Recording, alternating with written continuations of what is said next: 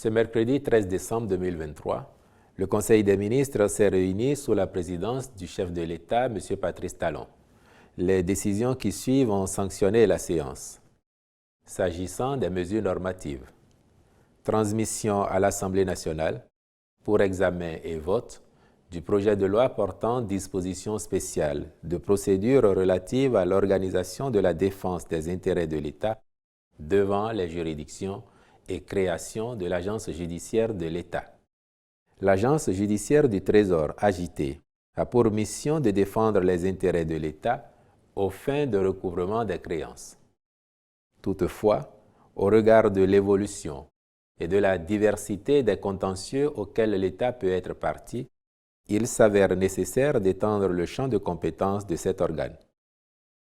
Par ailleurs, les règles devant organiser sa collaboration avec les institutions étatiques qu'elle représente en défense ne sont pas clairement définies, pas plus que celles ayant trait à la procédure à suivre devant les différentes juridictions.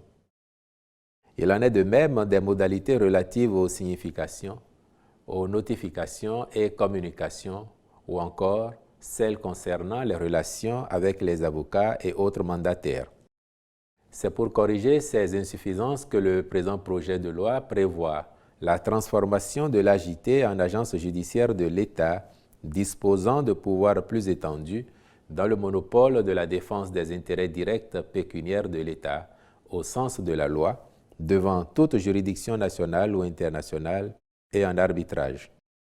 À ce titre, elle sera chargée de la représentation de l'État et de la défense des intérêts non pécuniaires des institutions, administration et démembrement de l'État, des organismes publics non dotés de la personnalité juridique dans tous les contentieux devant les juridictions, les instances arbitrales et les entités compétentes au plan national et international.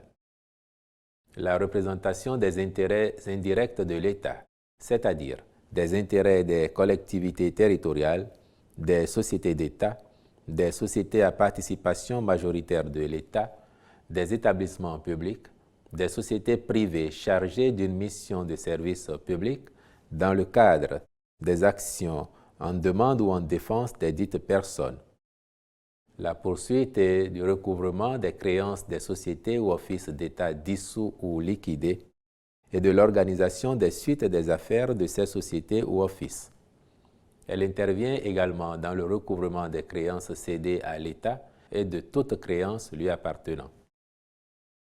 En outre, et pour favoriser une meilleure centralisation du contentieux de l'État et une obligation de diligence à charge des responsables des institutions publiques dans la production des éléments nécessaires à la défense des intérêts directs et indirects de l'État, le projet prévoit les règles relatives aux significations, notifications, communications aux personnes publiques ou représentants des intérêts publics.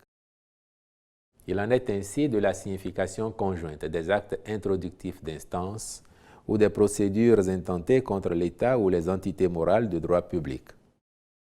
C'est pour toutes ces raisons que le présent projet a été adopté. Les ministres concernés sont instruits d'en assurer la discussion devant la représentation nationale.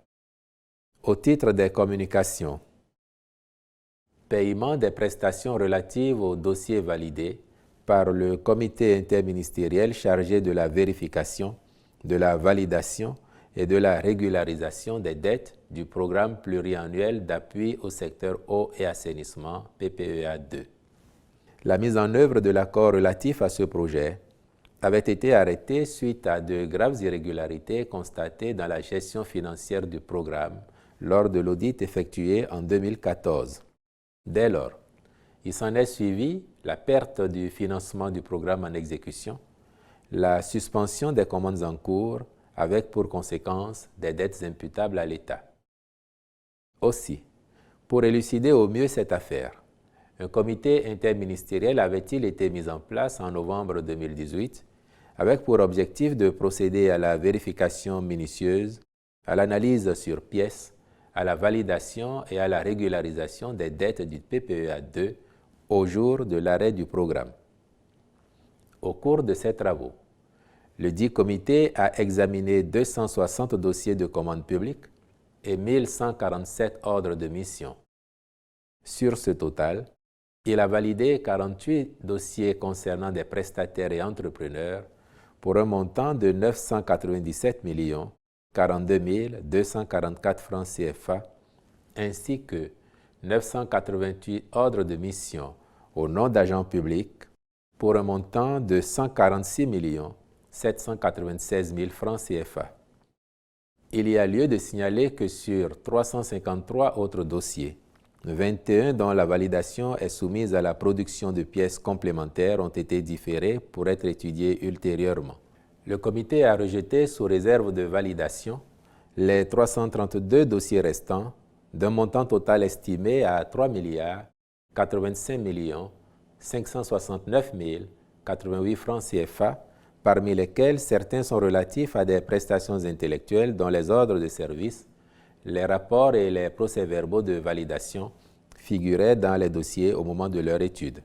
Par ailleurs, 18 autres dossiers qui relèveraient de la contrepartie béninoise du programme ont été présentés par la Direction générale de l'eau et ont fait l'objet d'une étude spécifique par le comité.